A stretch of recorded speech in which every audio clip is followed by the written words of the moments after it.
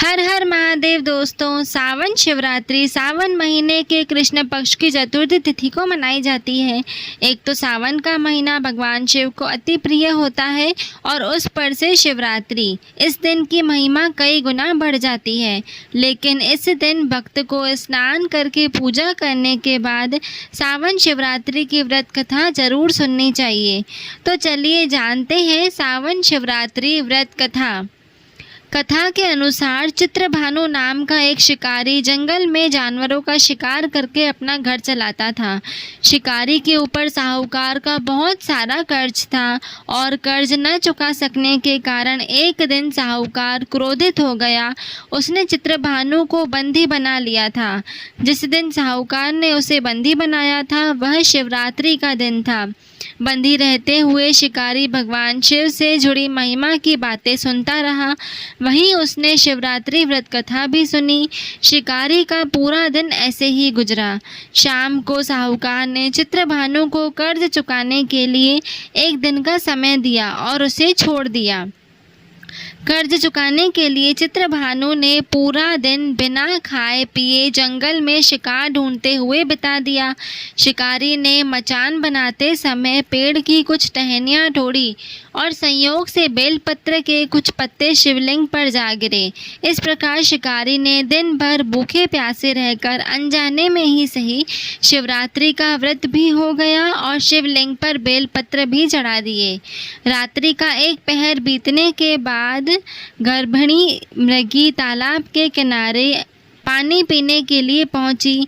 शिकारी ने उसे मारने के लिए अपना धनुष उठाया तो संयोग से फिर से उसके हाथ के थक्के से कुछ पत्ते और जल की बूंदें नीचे बने शिवलिंग पर गिरी और अनजाने में ही सही शिकारी की प्रथम पहर की पूजा संपन्न हो गई।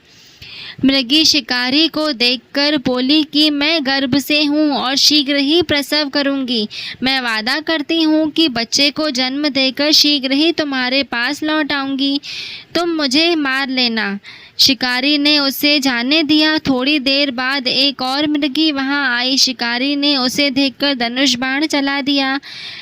फिर से कुछ बेलपत्र उसके हाथ से नीचे शिवलिंग पर जा गिरे और इस तरह से उसके दूसरे पहर की भी पूजा हो गई। इस मृगी ने भी विनम्रतापूर्वक शिकारी से निवेदन किया कि थोड़ी देर पहले ऋतु से निवृत्त हुई हूँ, पहले प्रिय की तलाश कर रही हूँ। मैं वचन देती हूँ अपने पति से मिलकर शीघ्र ही वापस आ जाऊँगी, तब मुझे मार लेना। शिकारी ने उसे भी जाने दिया। अब रात्रि का आखिरी पहर बीतने को था। एक और मृगी अपने बच्चों के साथ उधर से निकली। शिकारी ने उसे मारने के लिए तुरंत ही धनुष पर तीर चढ़ा दिया। ये देख मृगी बोली, मैं इन बच्चों को इनके पिता को सौंपकर वापस लौट कर आऊँगी, तब मुझे मार लेना। शिकारी ने उसे भी जाने दिया।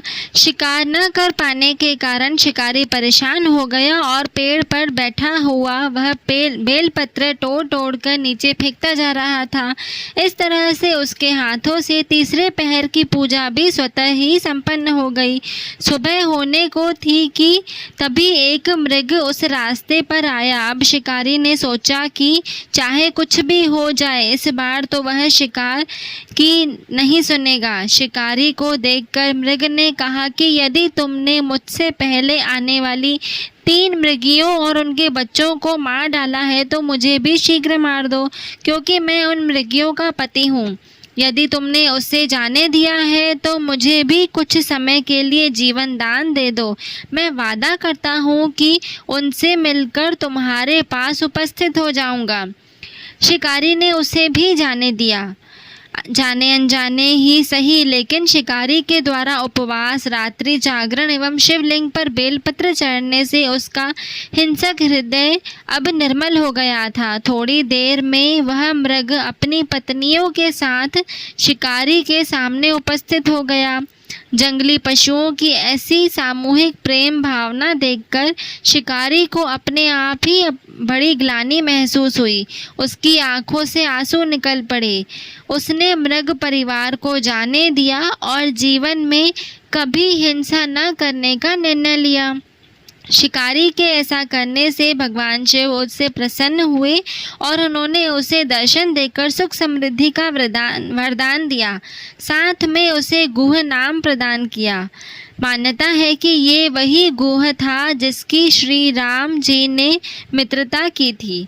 ऐसी ही और भी इन्फॉर्मेटिव वीडियोस के लिए आप हमारे चैनल से इसी प्रकार जुड़े रहें। हमारे चैनल को लाइक, शेयर और सब्सक्राइब करना ना भूलें। धन्यवाद।